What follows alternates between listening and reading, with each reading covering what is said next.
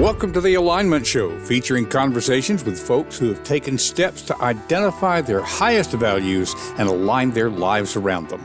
Time on this earth is not unlimited, and you may be seeking to make sure you spend your time on things that matter to you.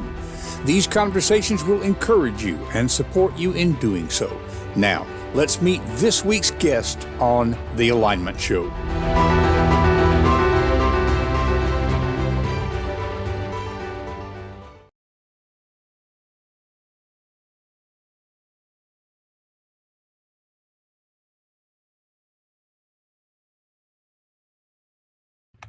Well, we're having a little technical difficulty here. Just kind of seems like that kind of morning. Let me see if I can get this thing off of there. Okay, there we are. Good morning, good evening, good afternoon, wherever you are in the world today. Welcome to this week's edition of the Alignment Show. Now, as inevitably happens with live TV or live radio, and certainly with live streaming, then we run into difficulties, some technical, some not. I'm not 100% sure what's going on, quite honestly, but our guest is not here right now. Have not heard from her. We're going to go ahead and do the Alignment Show this week anyway, because we've got some things we can talk about, and then we will reschedule Carol Metz Murray. Hope that everything is okay with her. But you all know that, there's this little thing called Murphy's Law. My wife hates it when I talk about that, but I figure Murphy's Law is a part of nature, just like gravity. Now, those of you who may be listening who may not have heard of Murphy's Law, that's the saying that says if anything can go wrong, it will. Okay, that sounds negative, and if you just leave it at that, it is. But when I say that Murphy's Law is like gravity, well, we still manage to fly airplanes, right? You can't get rid of gravity, but you can plan for it. And so with planning for this sort of thing, if Carol's able to join us in a few minutes, we'll go ahead and bring her on. Otherwise, we will reschedule. But I thought I would talk with you a little bit this morning about some thoughts that are on my mind right now. You see, along with everything else that I do, I pastor a church. And a couple of weeks ago, almost literally 2 weeks ago, I'd have to go back and look at the calendar, maybe 3 weeks. But we had one of our members who had a special birthday party. We celebrated her 100th birthday. And it was an amazing occasion, really. I mean, she gathered children and grandchildren and great-grandchildren and even some great-great-grandchildren. I mean, that fellowship hall was full of relatives and friends and well-wishers. And we all shared in memories. Now, I haven't known her all that long, but we're talking about people who have been around her all of her life. And they had great stories, and she held forth. She was in her element. Sadly, I have to tell you that I will be conducting her funeral later on today. I think that she had a goal. Now, as long as I've known her, she has been ready to go. Her husband died in 2017. He was 95 years old at the time. They were married for 75 years, and she was ready to go be with him. But I think that as it approached this 100th, I think she had a goal there. And we even talked with some of the kids that we wouldn't be surprised if she didn't hang on much beyond that. And sure enough, things went downhill pretty fast. But it is a sad occasion, but there's also going to truly be a celebration of life. You see, and I'm leaving her name out of it because I didn't get permission from the family to talk about this. But I think she was determined to guide her family. She was always the strong one.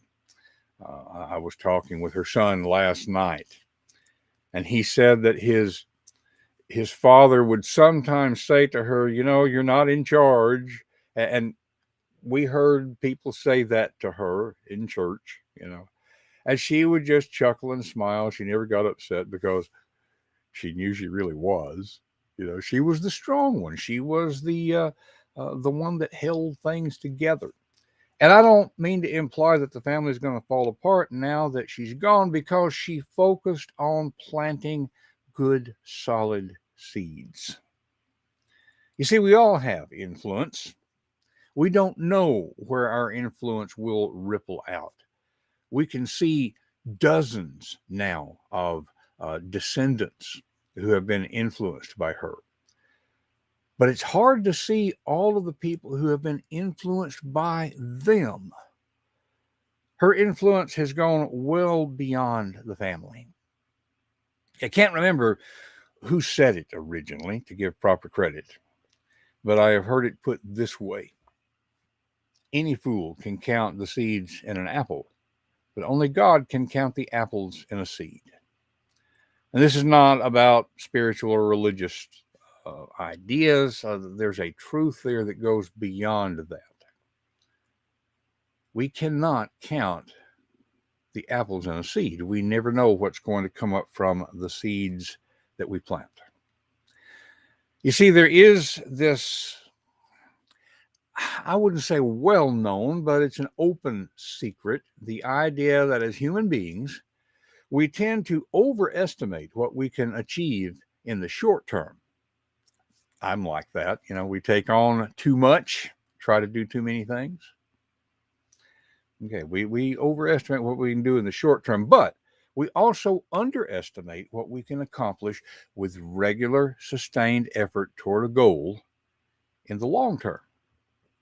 I want to bring together a couple of concepts here. There is the concept of Kaizen, if I'm saying it correctly, a Japanese concept about incremental, regular improvement. And by the way, I can tell that at least somebody has joined us live. If you want to comment in chat, you may not know what's going on. Those of you seeing the replay, you will know that our guest was not able to be here with us. I'm not quite sure why, but if you comment in chat and I can see who it is, we may even be able to bring you on. Glad that you're here. But going back to the idea of Kaizen, incremental improvement every day, a little bit, 1%. It really builds up. And within that, the concept of wabi-sabi, again, I don't know if I'm saying it correctly, but I know it's an important concept. The idea, if I'm saying it correctly, the beauty of imperfection, or the perfection of imperfection. I can let perfection get in the way of the good. What is it? Progress over perfection. That is an important idea that I've been emphasizing here lately. Just like this podcast, we don't have to be perfect, but I think we can make an impact. And finally, the idea of kintsugi. Here's another Japanese concept. And if I can find my window here, let's see, as I've commented, sometimes this is like running a starship. Here we are. The art of pottery repair with gold, with lacquer, the beauty that comes from these kind of repairs. I think we do have a tendency to try to hide our difficulties. And Kintsugi would say to us that we can appreciate the beauty of imperfection. Perhaps more beautiful at the broken places. Okay? I think that's a powerful concept that we can take and apply to our lives. I'm not sure what all this might mean, but I know when I think back to my congregate who has passed, there's broken places there. This is not a perfect family. I've heard stories, and I don't mean stories like gossip. I mean really stories of humanity, stories of overcoming. That's how we get through life, but that's also how we improve. It was an honor to know her. It's an honor to know this family. I hope that as you look at your own life, that you can appreciate the broken places, to realize that sometimes we're stronger at the broken places, but not to try to hide those things. Had a conversation over the weekend where I was talking about a challenge that I have, and the comment that was made was, "Thank you for sharing that." And it was a sincere comment. Thank you for sharing that. Um, the other person was then able to share their own vulnerability, and it led to a deeper connection. I hope it helped her in some ways, and I hope that helps you in some way.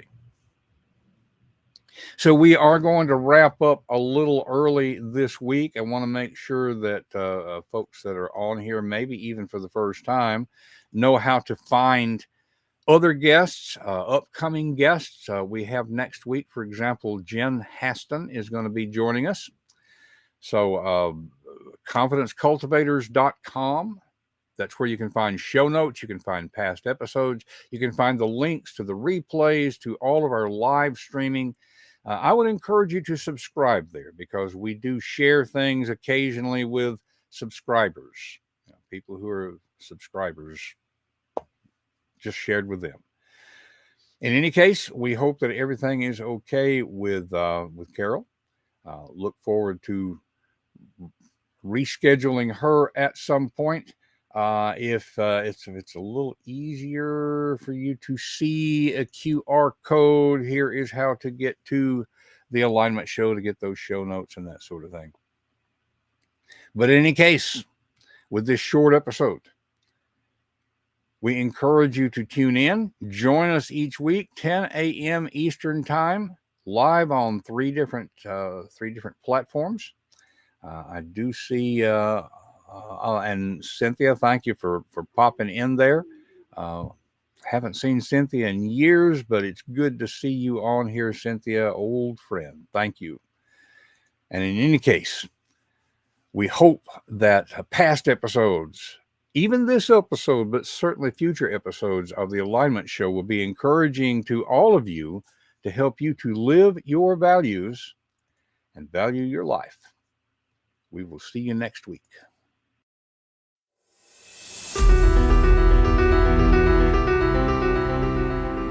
That's it for this week's episode of The Alignment Show.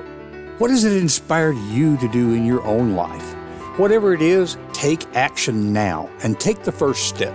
It will help you to talk with a friend about what you're thinking. Share confidencecultivators.com to spread the goodness. And remember to live your values and value your life.